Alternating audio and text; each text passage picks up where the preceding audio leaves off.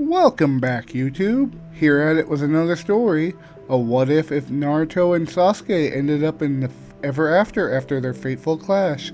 Will Naruto be enough to keep Ruby from wilting?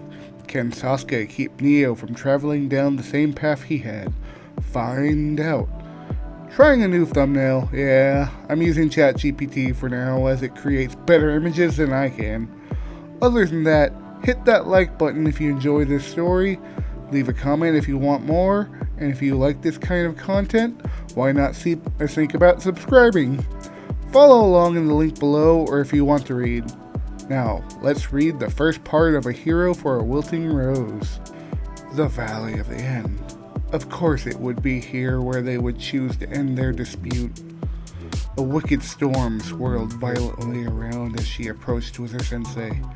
The intensity of the storm was beyond comparison as they passed underneath a cloud wall. The gales moments before were capable of causing her and her sensei to stumble. It had to be the product of their battle.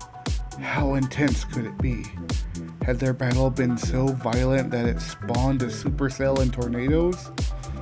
The heavy rain droplets blown by the frigid winds made navigating challenging.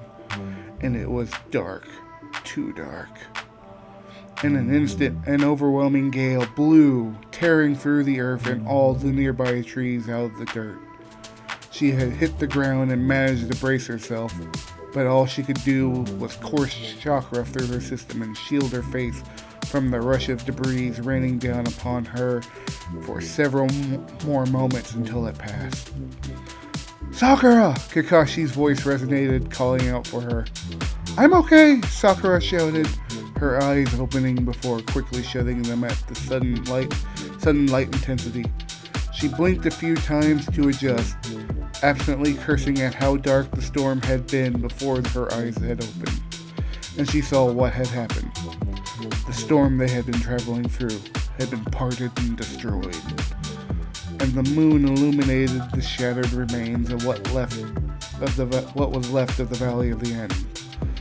A shiver traveled down her spine. There was only one thing that could have done that. Her heart clenched in her chest. "Naruto, Sasuke, just be okay. Please be okay." "Sakura," Kakashi whispered as he stood beside her. His features darkened and his head slightly lowered. "Don't lose hope. Keep faith in Naruto that he can reach Sasuke and pull him out of his darkness." Sakura winced, looking upon the clouds that had once been a part of a supercell drift further away, and nodded. "I know, Sensei. I can't doubt him now, not after everything he has done. I have to believe." His body was bruised and bloodied. His breath was ragged.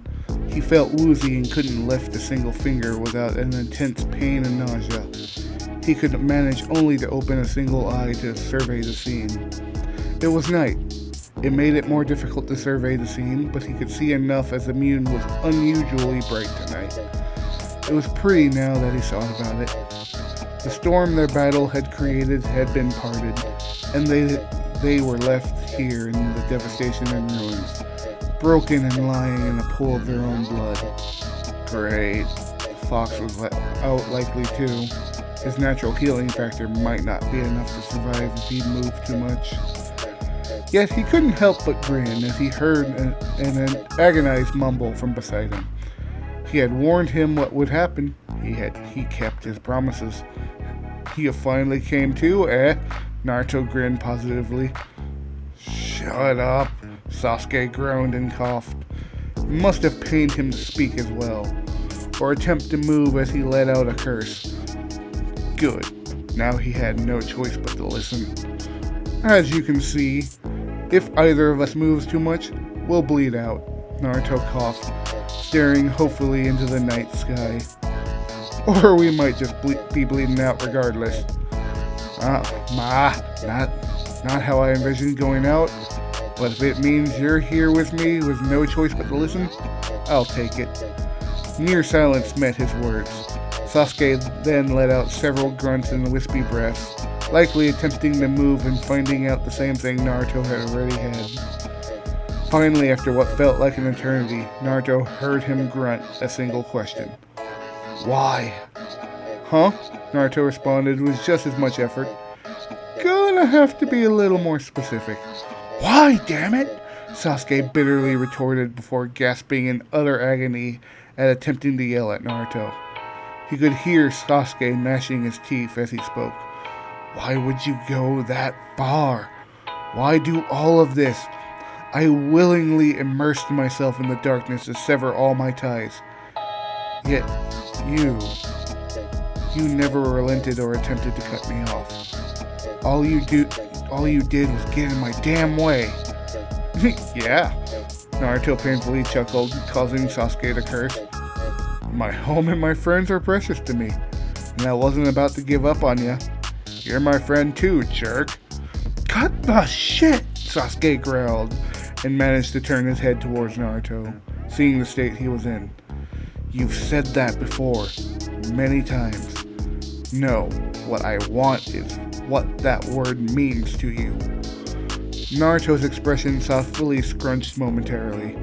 He took his time to think about the matter. His vision blurred and feeling weightlessness didn't help matters and left his thoughts mumbled and broken. I wish I could explain it to you, but I never could. My head hurting doesn't help matters. I guess the best way I could explain it is when I see you have taken on all this stuff. It hurts.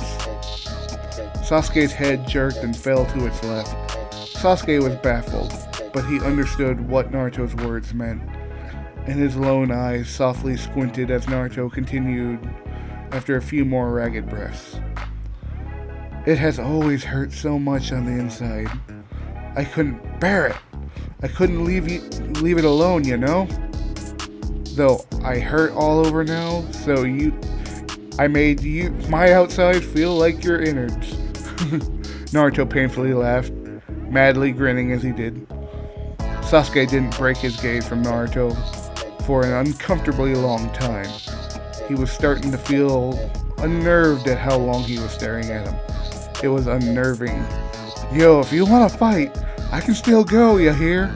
To Naruto's surprise, Sasuke laughed as he rolled his head to gaze upon the moon, and he kept laughing and laughing. Yo, you bastard! I'm gonna keep clobbering you and make you really open those eyes, Naruto barked, trying to find the strength to move. You still have the energy to fight? Despite how messed up we are? Sasuke snorted, his laughter finally coming under control. Ha! Somehow I don't doubt it. Yeah, I'm up for it, so let's go. And this time, it will be as friends. Huh? Naruto found his anger was suddenly quelled with a single word at the end of his statement. Did Sasuke? I acknowledge you as my friend, idiot, Sasuke muttered, rolling his right eye and groaning at the pain it caused him. I admit you defeated me here today, and that this pointless cycle of hatred is finally broken with that, and with our deaths. Naruto was first left stunned. Sasuke finally admitted to their friendship? He never thought he would hear those words, or him admitting his defeat. It would have caused him great joy if it weren't for that last statement. He grimaced, gazing upon the moon himself. We can't die here. That won't solve anything, damn it! I'm not gonna give up until everyone is willing to cooperate to end the cycle once and for all. Even if I have to beat it into everyone. Sasuke's sly grin caused Naruto to bite back a curse. He was testing his patience. Did you not understand anything? I didn't realize you were always stupid, but if you're asking for another butt whooping, I'll give it to you.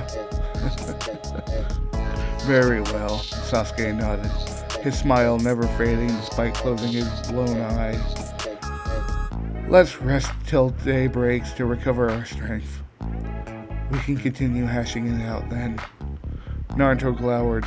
His eyelids were heavy too, but he refused to give in. But seeing the relaxed expression on Sasuke's face as he lay next to him, he seemed content. And for the first time, he didn't hurt so much seeing his friend. Yeah. See ya in the morning. Just don't go dying on me. Naruto closed his eyes as satisfaction washed over him. He had done it. He had finally reached Sasuke. Same.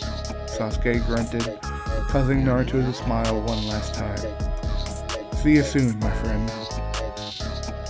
It had been quite some time since she had received visitors. The doors to her world had been closed for so long that she hadn't expected visitors. Her children were the last ones to step through that door, and that was when they left to find themselves after years of built-up resentment towards one another. And now, children from the world they created together and had stepped through to her world. Marvelous creatures they were. They weren't unique, but life followed a similar pattern in most worlds. How many worlds she tracked and lives always found its way to similar results. It was intriguing. Alas, she wished to speak with many of them when they first arrived. It was not to be. They fell directly into her beautiful world, like the last two children who fell through the door. She could only hope they would not meet the same fate as those siblings, with only one being able to return home. But it was clear from their awakening that something was wrong. They had gone through something horrible. So she looked into their souls, and what she saw was heartbreaking. Each was suffering. However, two stood out, for they felt broken. One filled with uncompromising rage, born from the loss of love and recognition. The other lost and overburdened, her hope fading fast. They were broken and needed guidance and repair. A grand pulse of light garnered her attention. Within the starry abyss she inhabited, a massive shining star glowed brilliantly, its light slowly twinkling and fading, and next to it, a star of equivalent darkness began to dim faintly. Now that is peculiar. It is far from your time to come home. She reached out to the stars, collecting them and bringing them to her chest, gently caressing them. Two beautiful souls she had forged for one of the vast worlds connected to her realm had fallen. While a common occurrence, these two were not common souls. Simple, but equally spectacular. It was neither of your time. You were bound for so much more. Alas, sometimes I cannot fathom the plan of the world. There was so much more for you to do. She held on to the fading stars. A thought crossed her mind as she gazed into the beautiful home and back to the two souls in hand. She faintly smiled as a forge formed before her, and she settled the two stars onto the anvil.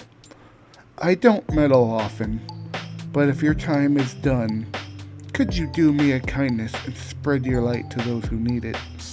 The bright star glistened while the other darkened. She softly chuckled, capable of understanding them within their current state. Thank you. You are both too kind. Your light shall shine once more. Allow me to forge you anew. He was in agony. His muscles throughout his body felt like they were on fire. His temples throbbed and felt light. His world spinning. It didn't help that the light was so bright that he could see it through his eyelids. His stomach clenched and bile bubbled within. The nausea hit him hard. He forced himself to roll as his stomach surged. There wasn't much choice as he pushed himself on his knees and held his weight. He wasn't used to the feeling of bile violently pushing through his esophagus. It felt disgusting. It did, however, remind him of the one time his master forced him to drink all night. Naruto muttered, wiping the saliva from his mouth. He only vomited a few other times in his life. It was never pleasant. But for now, he pushed that sensation down. There was something else that significantly troubled his mind. Where was he? Having felt the sand beneath him, Naruto scanned his proximity. This was a beach. This was a different place from where he was last. He was next to Sasuke, bleeding out, and... Okay, what the hell? Naruto frowned. He recalled all of his wounds before. They had lost a lot of blood. Yet he flexed his right hand before his eyes, as if it hadn't exploded in their final clash. This didn't make any sense. Naruto pondered all the scenarios he could muster, but nothing explained it. He didn't regenerate it. Old Man Sage supposedly took it back, but oddly enough, he still had a small amount left. Not enough to be useful, but perhaps in time it would repopulate and he could use it again. Kurama couldn't have healed the wound. The Ninetales was capable of many feats of regeneration, but this was not something his chakra could do. It couldn't even regenerate his arms after the first time he used the Rasen Shuriken. Complete regeneration of a lost limb was beyond his power.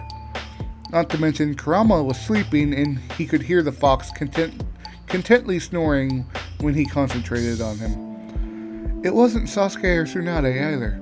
He was confident in their abilities, but regenerating an arm was beyond their skills.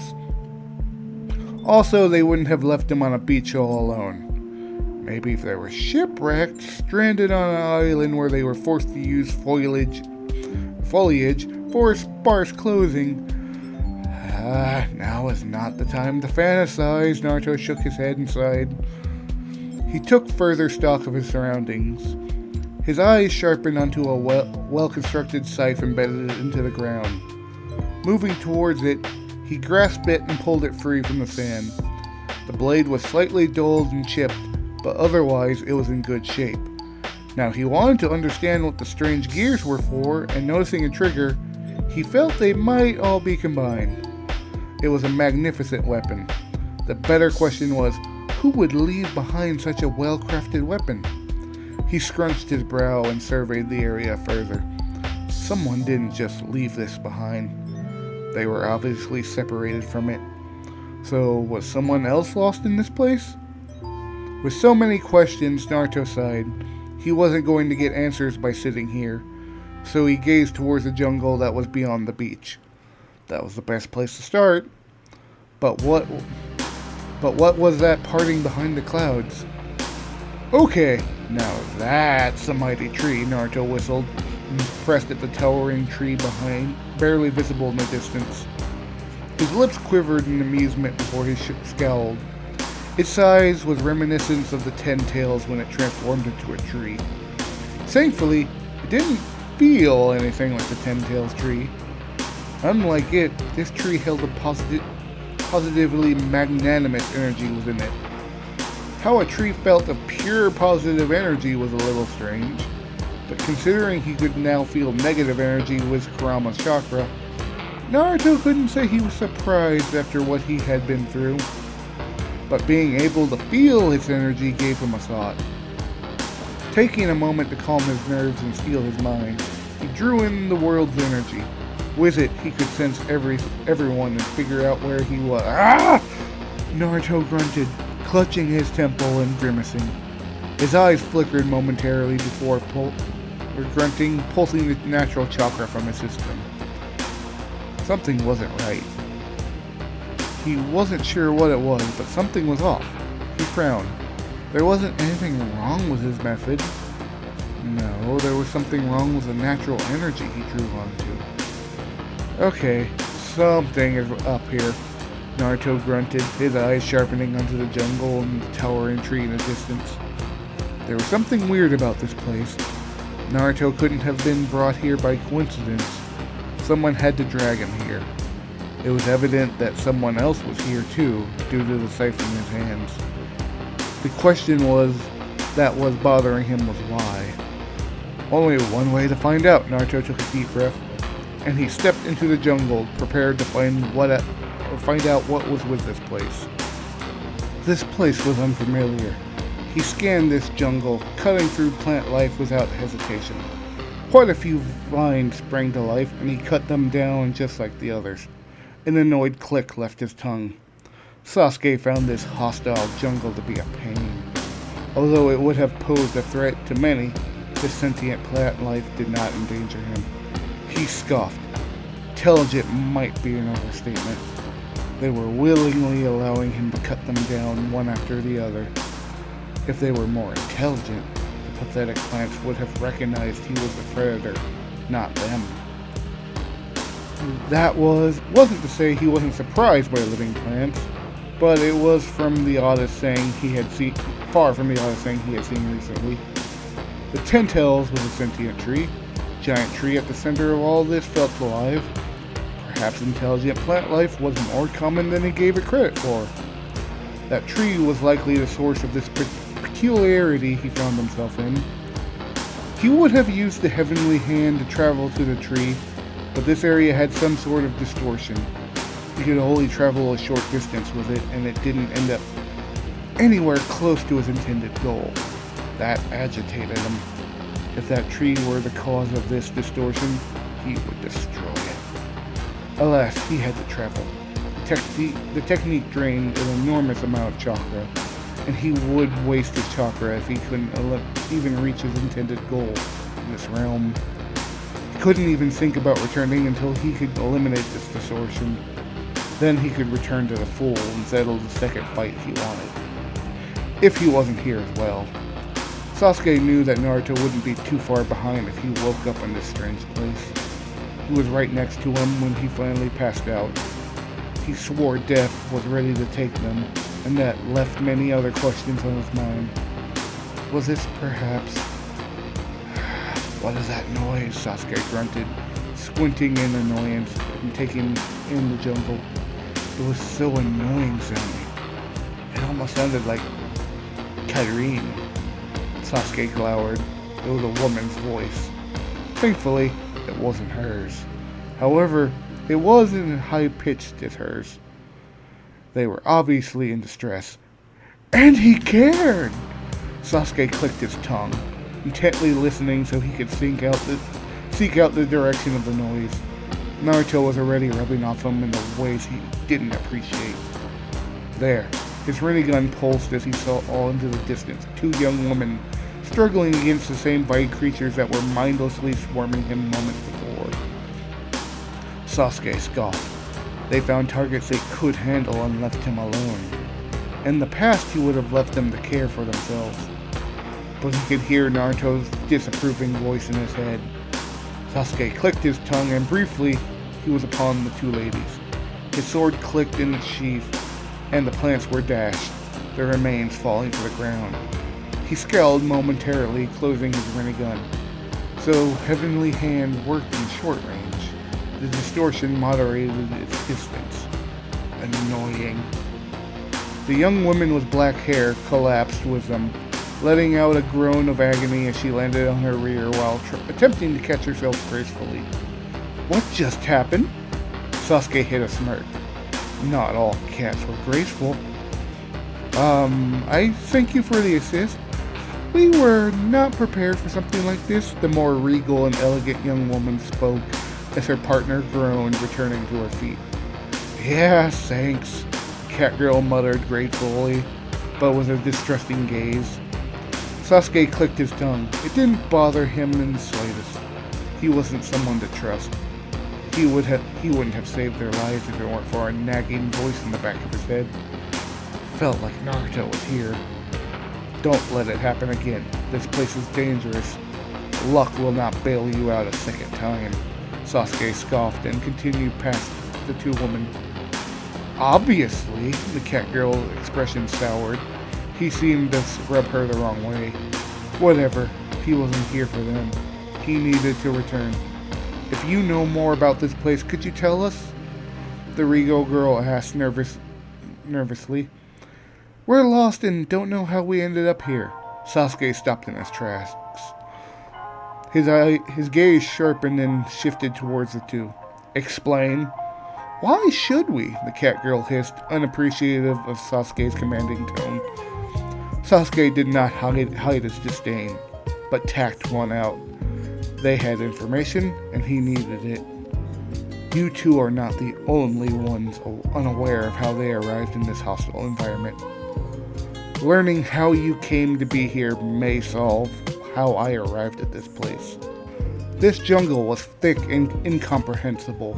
Naruto scowled as he diced through the vines, He was half tempted to fly above and not deal with this. In fact, why wasn't he? It wasn't to waste his chakra. He could keep track of anything peculiar from the air. Ah, enough of this! Naruto leapt into the sky just above the jungle canopy. He hovered above, observing the jungle as he sped overhead. The energy of this place was odd, but he knew there were others in the forest. He saw blurry outlines of others when he temporarily drew on the natural chakra of the area. If anyone had answers, it could be one of them. And if he were right, he thought he felt someone familiar.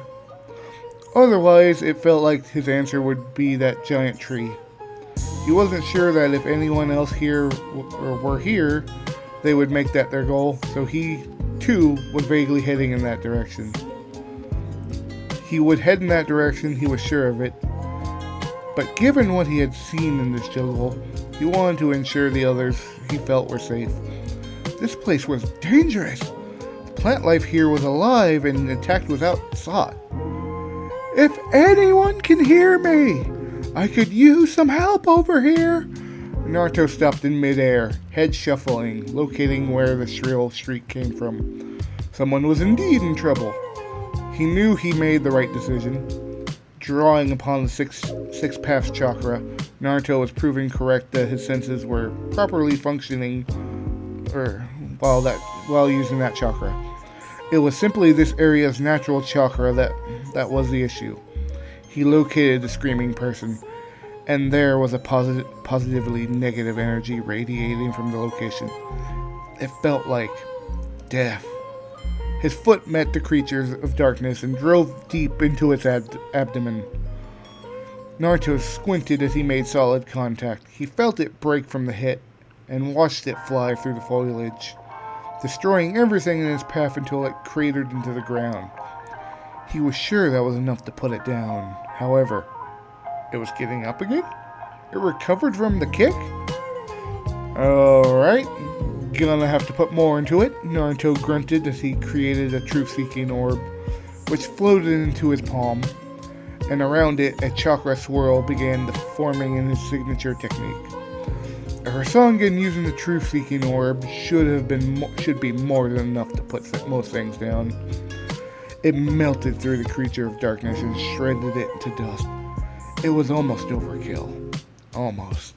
Naruto squinted and scowled. The negative aura hadn't disappeared. It simply hung in the air. Odd. Still, he put it aside. It didn't seem to be regenerating from the mess it had become. He could focus on the person who drew his attention in this area. Girl of his age, maybe a little older. Hey, you okay? Naruto called out, noticing she was leaning over another person. Ah! Is something wrong with her? I don't know. The blonde-haired girl gently placed her only hand on the unconscious girl in an attempt to check her condition. She seems fine, but she's still unconscious. Think she landed on her head or something. Naruto frowned. She was clearly panicking. The other girl was someone important to her, but something she had said caught his attention. She fell on her head? Let me take a look. I might be able to help. The blonde shot him a death stare at first before she withered away at seeing Naruto's concern. Yeah, okay. Naruto understood her worry. He would have had a similar reaction if someone he didn't know had come around asking the same thing.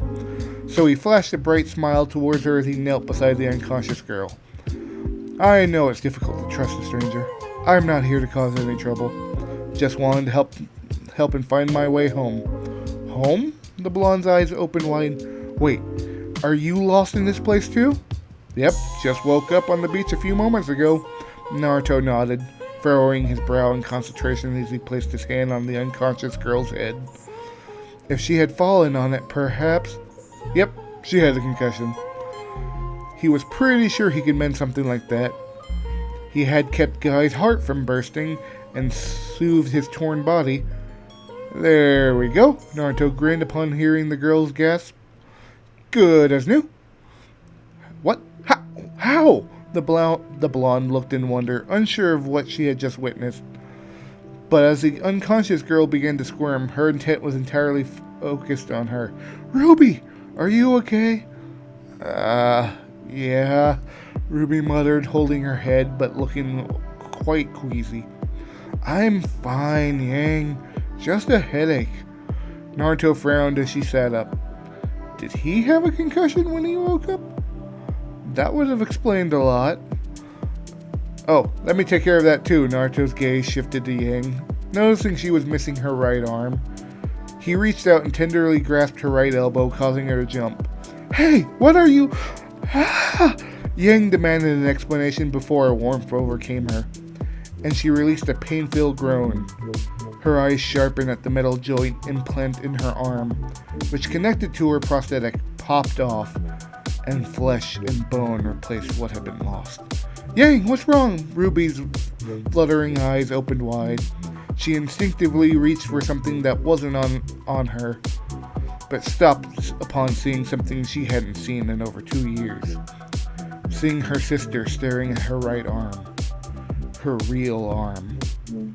"Yang?"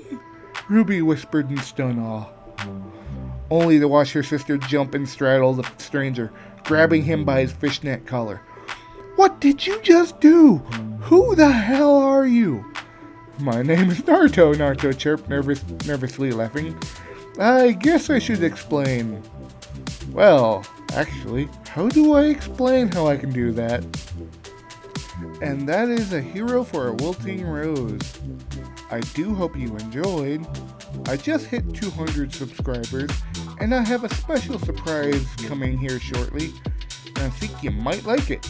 And if we hit 500, I got another that will torture me even further. So until next time, my friends, peace.